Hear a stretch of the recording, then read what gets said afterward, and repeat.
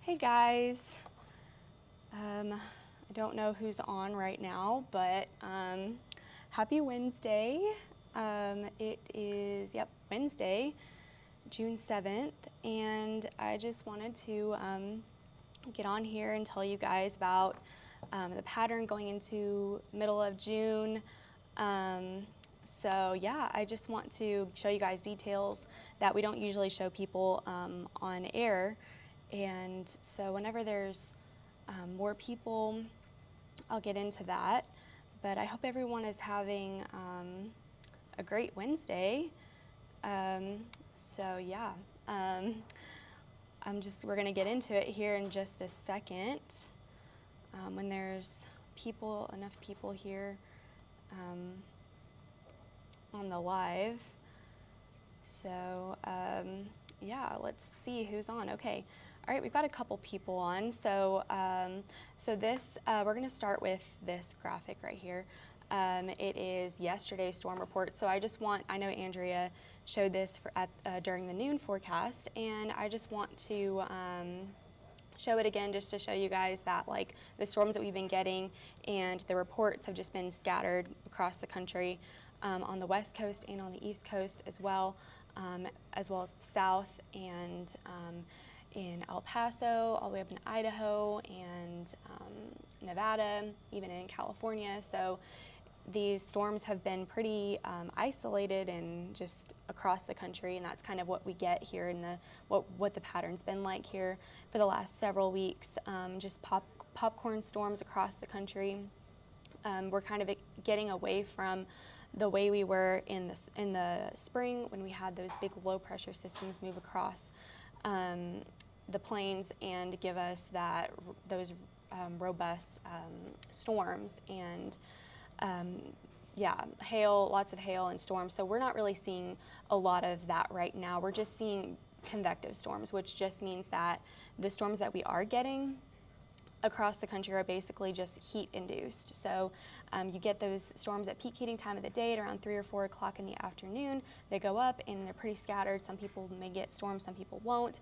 And yeah, there's not a lot of lift. There's not a lot of, not a ton of dynamics involved with them like there was in the spring with those low pressure systems and lots of shear and stuff like that. And those are ingredients that you need for some good storms. So yeah, I guess we're going to zoom in here to the different ones. Tulsa, Stillwater, Oklahoma, back east, Boston, and Albany had some storm reports yesterday. But right now, before I get into forecast and going into the next several days, we're going to talk about currents right now. So rain out back east in Virginia, and even some in, yes, Nick, I'm going to talk about Saturday here in just a couple minutes. I'm really excited about that. It looks really good. Yeah, so right now we've got some storms going on, or some rain going on, I should say, across the country. That low pressure system is just moving off to the east, and that is, I'm going to get into it too, that is what is also driving the air quality in New York City right now. It is really, really bad. It was actually #1 in worst air quality in the world yesterday. So today's #2. So we're a step down from that today. But it's very bad. And I'll show you guys some pictures of that here in a minute. But yeah, temperatures are in the 80s, 90s down in the south, 92 in Dallas, 90 in Kansas City, 70s up in Portland and Denver. And we're in that Omega block, which is where you have those two low pressure systems. You can see it here on our water vapor. We got a low Las Vegas, California, That's going to move up north, and then we've got another low up in the east, and those are kind of like just trapping in that ridge over the plains, the southern plains and the northern plains. Oklahoma City, Dallas, Texas, and Kansas are in that ridge, and so we're pretty hot this week.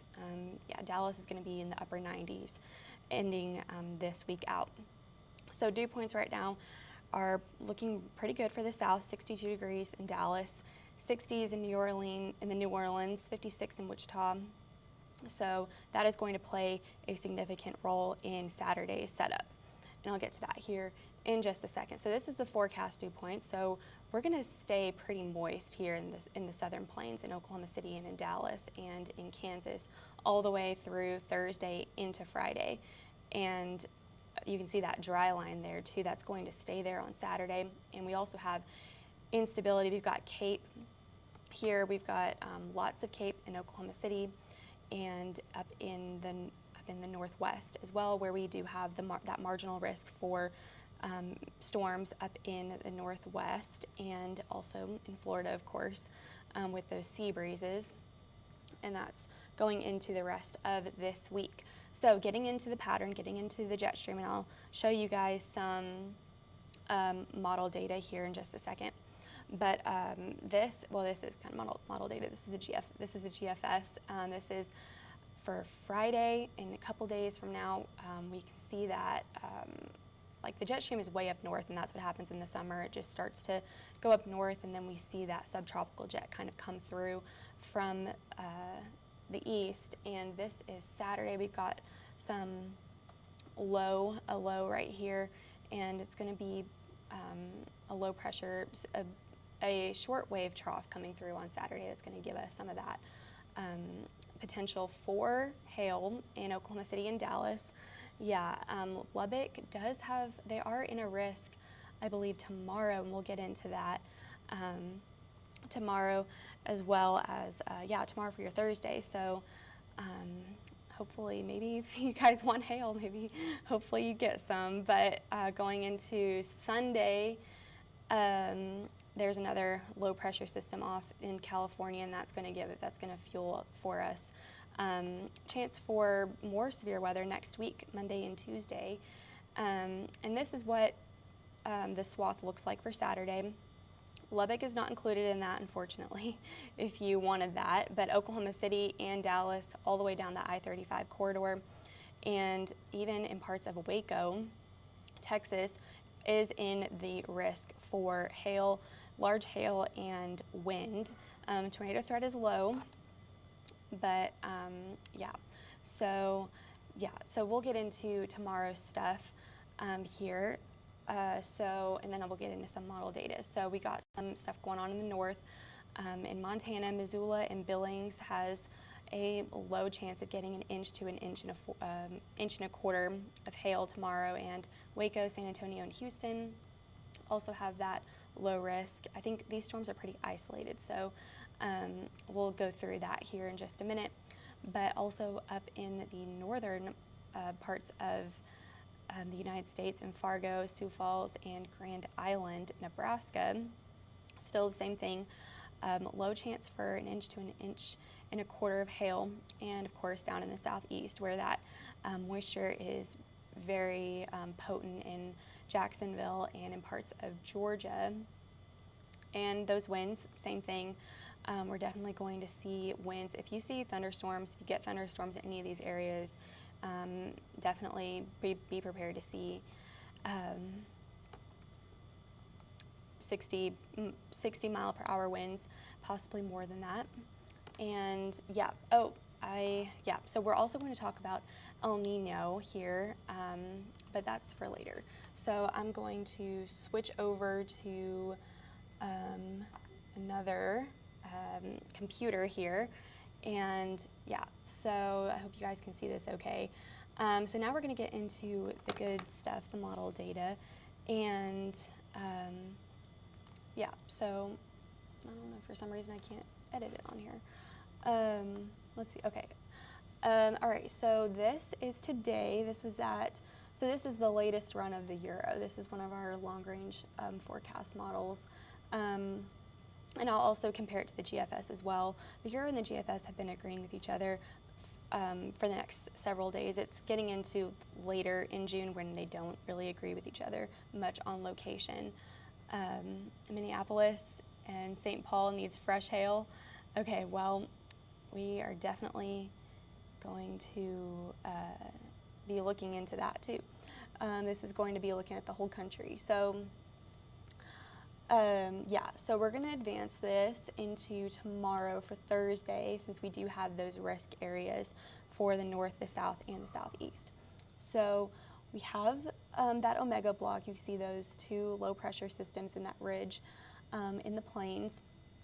And this low pressure system here in the west is going to trek up north and provide lift and instability for the storms are possible for the north in Idaho and Montana tomorrow.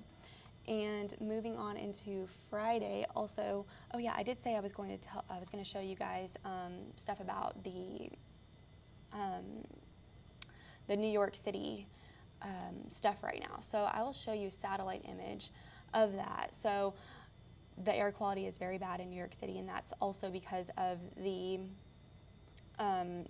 northerly wind coming from Canada. All those wildfires in Canada, and that low pressure system in the northeast is not helping with that, because it's just pushing in those winds from the north. And yeah, so that's not helping much at all. That's actually driving that bad air into the northeast. So if you live in the northeast, that's not helping you guys at all. And so yeah, I was going to show you, this is a live look at the New York City skyline. This is Earth Cam, and yeah, it looks pretty bad. Yesterday, like I said, it was #1 in the world for the worst air quality. So yeah, it was pretty bad. But yeah, that's a little bit why it may be as bad as it is, because that system is not helping. But okay, going back to the Euro. So going into Friday, we do start to see this area in the east start to move out, and yeah, that's a pretty good jet streak over the Atlantic right now, but that's not going to do much over us. We do just still have some slight chances, isolated chances for rain and storms that day, and I'll show reflectivity too here pretty soon. But looking off to the west, we have that ridge until this another low pressure comes through Saturday into Sunday, and that is what is going to provide us that shear and all the things that we need for Saturday to be more of an organized event, more organized than what we've been seeing the last couple of weeks. So we are going to get out of this kind of ridging pattern here in the next couple of days going into the weekend. So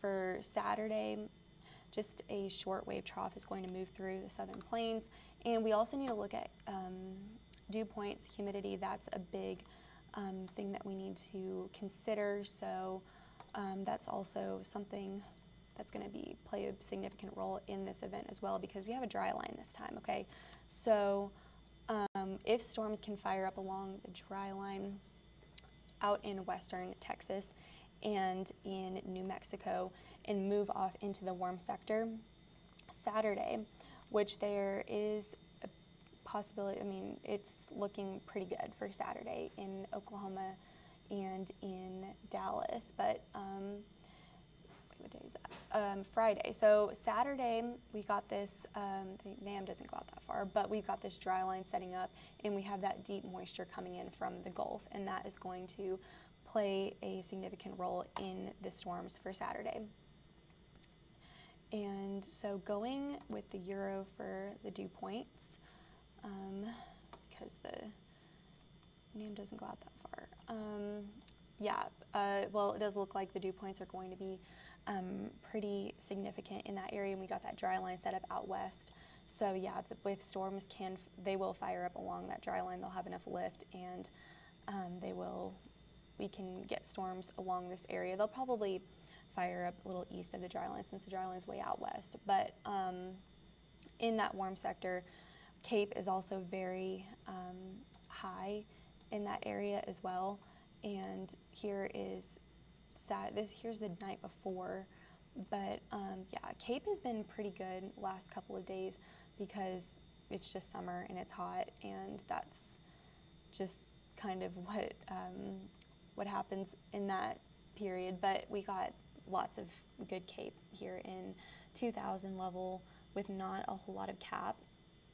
And down in Dallas, we also have that as well. So yeah, so going with the NAM, not the NAM nest now, we're going to advance this just a little bit further into Saturday afternoon. And this is just one model run with one model, so this doesn't mean that this is exactly going to happen or these values are going to be what we see on this day, but this is a good picture of what we could see on Saturday.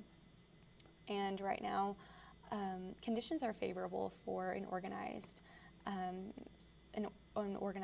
storms and some supercells on Saturday along the I-35 corridor between Oklahoma City and Dallas. So yeah, we're definitely, everything is definitely falling into place for a good event on Saturday if you're wanting severe weather along in Dallas or along the I-35 corridor in Oklahoma.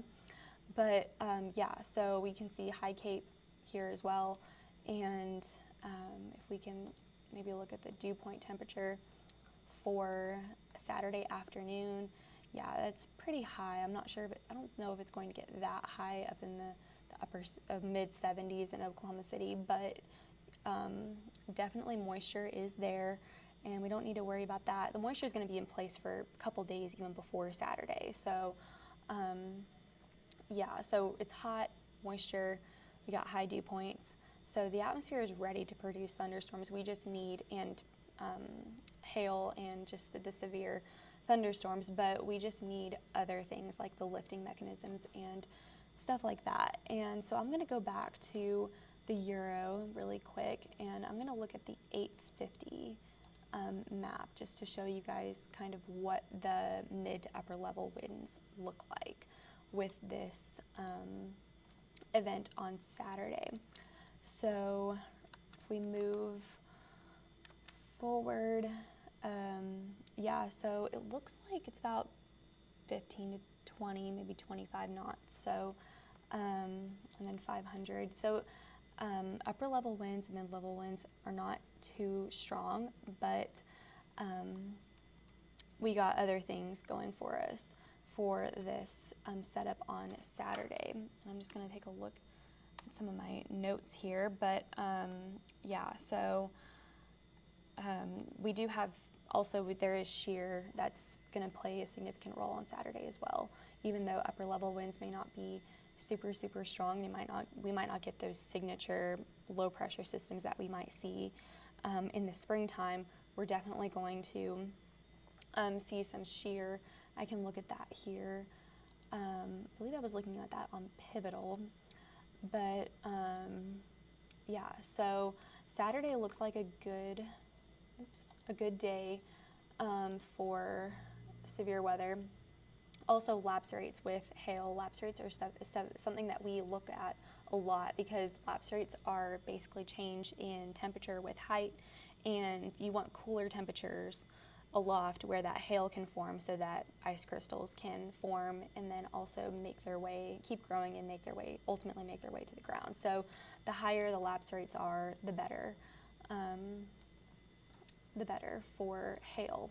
So that's what this is right now. This is lapse rates. And yeah, so up in the north where we've been seeing risks for hail in Nevada and Idaho, that's where mountains are. We got the Rockies up there, and so you don't really, it's easier to get hail in higher elevations because temperatures are cooler, closer to the ground. So yeah, you can definitely get hail easier in places of higher elevation. But moving into Saturday for lapse rates, this is Thursday, Friday. Yeah, so you can see this area of just higher values, 7, 8, 9 in this area. That's not the area of the risk, but that's going to move into Oklahoma and North Texas. Going into Saturday and Saturday afternoon. And also, if we look at shear, I can show you guys that that's definitely looking promising as well. I accidentally lost it. Need to get it back up. But, oh, here we go. So this is the 0 to 3 kilometer shear, and it looks really good for North Texas, for Dallas, on Saturday. So also for tomorrow, but I'll talk about details about tomorrow here in just a minute. I think we do have a risk for Panhandle of Texas to get some stuff tomorrow. But going and talking about Saturday here really quick, we're talking about lapse rates and 0 to 3 kilometer shear.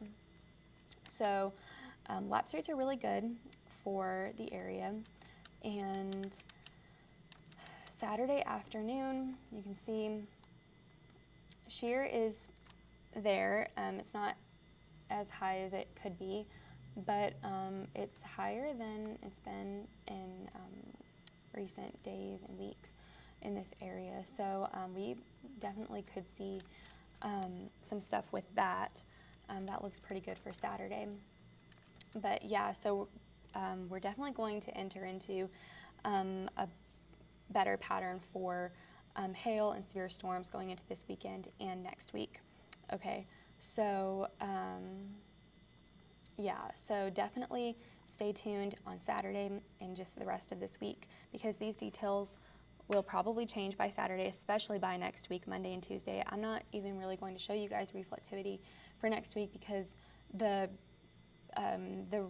good models don't, the convective allowing models don't go out that far, and the GFS, I don't really want to show you guys the GFS reflectivity for next week. But yeah, so also the forecast gets more accurate the closer you are to that date, obviously. So yeah, so let's look at some reflectivity for tomorrow. For Thursday, I know someone mentioned Lubbock. I do think Lubbock is a little north of the risk for tomorrow. Today there were chance for showers, pop-up showers and storms for parts of western Texas. But tomorrow for your Thursday, we're just going to look at the NAM really fast for that. I think I skipped it. But yeah, so tomorrow, definitely chance for some isolated showers, but nothing too crazy with the NAM going on for tomorrow. But if we look at tomorrow was for Houston. So Houston definitely has a chance to see some severe thunderstorms tomorrow. And if we look at dew points, are definitely there. It's going to be hot. It's going to be moist. So that's good. And yeah, so if we just look at the shear maybe for that area. Yeah, so shear, oops, I keep pressing that button. Shear definitely doesn't look that great for tomorrow, but isolated showers and thunderstorms are possible. When should we see hail in Minnesota? Okay, so Minnesota, I can definitely start looking at that. That's up north, and this sector went too far. Yeah, Minnesota, I know that you guys are going to get some troughs here in the next several days, but I can't, it's a little too far for me to say that y'all are going to get hail here next week. But, okay, Arkansas, I'll get to that here in just a minute. But, yeah, so Minnesota, definitely have some chance for like showers and storms maybe for overnight tonight into Thursday, with this low pressure system moving off into the north from California. I don't even think it's going to make it that far though. But I know, sometimes I get bored with just the boring pattern, but it's summer, and right now things can happen. I mean, with these convective storms, with it just being heat, it can literally just go off like popcorn, like Andrea was saying. But all right, so for Minnesota, you guys have a low pressure system just off to your east, moving through, but I mean, you guys are still in that kind of ridge pattern right now, along with parts of the south too. But yeah, I don't think it's going to hail in Minnesota anytime soon. I was going to look further on in the future for next week when you guys could see some potential for some storms. So this is Sunday. This is a cutoff low here. So this right here going into Minnesota up in the north, definitely in the Midwest, you guys do have a chance for maybe some possible severe weather next week. In the Midwest around this area, maybe parts of Minnesota could get that. That is next week on around the 11th, 12th, and 13th.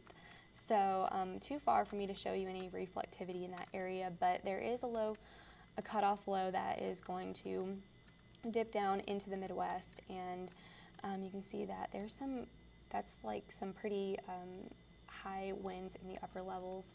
So if I look at maybe like 850, oops, my mouse. Let's see what that, yes, you're welcome, Jeffrey. Have a good weekend. Let's see what that looks like on the 850 map. If I can, I don't know why it's not letting me click all of a sudden. But yeah, sorry, this is my first time on OBS. Okay, so we'll just look at the 500, I guess, right now, since, okay, there it goes. Okay, so 850 for Minnesota, yeah, y'all are definitely going to get some wind out of that, possible. It's just not, it's too far out for me to show you reflectivity, but there is a chance for some possible severe weather with this low pressure system next week. Yeah, so next week definitely looks kind of crazy on here, and this is where the Euro and the GFS do not agree with each other about where the exact lows are, and I am just about to do Arkansas. You haven't missed it yet, but yeah, so yeah, not anytime soon for Minnesota. Now Arkansas. Let's do Arkansas. That's not Arkansas, that was Missouri. Okay, so for Arkansas here in the next couple of days, so you guys aren't really going to see a whole, well, you guys might see some severe weather going into next week, Monday and Tuesday, with this low pressure system moving off to the east. And also that's what's gonna maybe give us, oh, well, that's coming in from the north. So yeah, so you guys, this is what it looks like going into Sunday and Monday. So for the rest of the week, Arkansas, there's not gonna be anything for Arkansas this week. No severe weather. You guys, we're still in that, I'll look at the 500 first, but we're still in that ridging pattern here in Arkansas going into the weekend. Now, weekend, when Oklahoma and Texas are getting their severe weather, it is possible that you could be next going into Monday and Tuesday, but that is not locked in. It's just that this cutoff low is going to start to dip down, and this low pressure system is going to start to move off to the east. And yeah, you could see some severe weather going into next week, middle of next week, for a couple of days. So, but definitely timing of that and just all the specifics is definitely going to change between now and then. And all we have to go off of are these long range models that aren't always very good at picking things up in long range, because the closer you are, like I said, the better it is. But yeah, but definitely some low pressures are going to move across Arkansas next week, and there is a chance possibly for maybe some severe weather in Arkansas. Let's look at some other ingredients here. So let's look at maybe some theta E in Arkansas. So for next week, theta E looks really good, and that's just theta E is hottest and moistest, so you get hot temperatures and you get that humidity, and that's what fuels that the severe weather. So there is some reflectivity showing up on the Euro going into next week, but like I said, location, severity, and just all the details about that, it's definitely going to probably change next week. So, but definitely, if you're in Arkansas, stay tuned next week, because there's an off and on chance for severe weather, possible hail in Arkansas. But I would have to look, let's look at shear for that area for Arkansas. And this is bulk shear. So let's go back to Pivotal, and let's look at 0 to 3 kilometers, 0 to 6 kilometers shear for Arkansas for next week. It's very blurry on this screen. Okay, so let's change this to the Euro, because these, so the HER, the NAM, the NAM 3K, all of those, the WRF models, those are all CAMs, convective allowing models, and those don't go out to next week. So I have to use, I'm just going to say that it's definitely possible for you guys to get some sort of severe weather next week in Arkansas, but yeah, it's definitely too early to give specifics, but I can just say that it does look like there is a chance. But definitely dew points are, let's look at the dew points for next week. So for this weekend, Arkansas looks really, or Sunday evening into Monday, dew points look really great for Arkansas, and Tuesday for southern Arkansas, not so much for northern, and Wednesday. So the moisture is there, temperatures are there. Let's just see if maybe we can get some other ingredients with that low pressure. It's definitely possible for you to get some severe weather in Arkansas next week. So yeah, and so going back, we're going to look more into the upper levels for next week. I already kind of went through some of it, but yeah, so we got this cutoff low moving into the Midwest that will give severe weather potential for the Midwest and the South, for Arkansas, maybe even parts of Oklahoma, Louisiana, and parts of Georgia possibly. But yeah, so that will give probably a chance for severe weather. And then moving on into later next week, we got this another shortwave trough moving through the plains, the high plains, and the northern plains, and moving up towards the Midwest, and that could give us some lift for severe weather. But that is still, this is all still in question, obviously.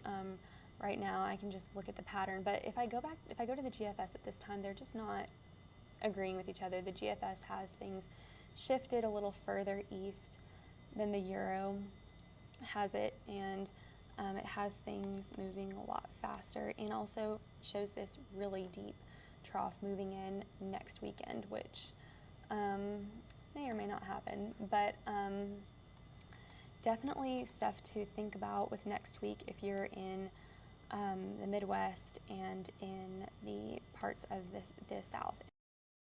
In the Southeast, Arkansas is included in that. So yeah, and so yeah, that's about how far the models go out, is into next weekend, and it does look more active. We're going to get out of that ridging, at least for now. We're not going to see a lot. We're going to get out of that ridging pattern for the middle part of the country, for the Texas, Oklahoma, Nebraska, Kansas, and even Minnesota, Montana. Yeah, so we're definitely going to have a chance to see some systems come through next week. And now what they're going to do, and the details of all of that, and the details, that's stuff that we're going to have to do. Just have to tune in next week, and definitely keep an eye out for these storms possible in Arkansas. It is definitely looking more promising Saturday. Saturday is definitely looking promising. A lot of ingredients are lining up. We got the moisture, we got the heat, we've got the trough. We've got the shear. The shear's there, so we could see maybe even some supercells down in Dallas Saturday. And all of this is going to take place around peak heating time of the day, around 3 or 4 o'clock in the afternoon. And yeah, so if you guys have any more questions, I was also going to talk a little bit about El Nino and maybe what that looks like for this summer. So I'm going to switch back to Max here. Yeah, here we go. So I'm going to just explain El Nino here to you guys. So El Nino is when there's warmer sea surface temperatures in the Pacific Ocean. So there's trade winds that just bring in that warm water into the Pacific. And it changes, it does affect us because it changes the storm tracks here in North America and here in the United States. So the jet stream is pushed further south, and so California and parts of Southern California and those areas in the southwest parts of the United States definitely can see more rain during El Nino times than La Nina. And also for hurricane season, since I know that we like to talk about the tropics and you guys are very interested in that, so it's been researched, and it's been researched that La Nina has higher frequency of hurricanes than El Nino in a given year and in the pattern. So that's because El Nino has more wind shear in the Atlantic, and that you can't have hurricanes have a hard time forming when there's a lot of wind shear because it'll pull them apart. So yeah, I'm not saying that we'll have at least not very active hurricane season, but that's just something to think about. And also El Nino during the summer events, the events of El Nino are a lot more laid back during the summer. We won't really probably see the effects of El Nino until the fall, but also we're not even in El Nino yet. We're actually we're in an El Nino watch right now. And so there is a 90% chance for us to for us to enter El Nino going into the fall and going into the fall months of 2023. So here in the next couple of months.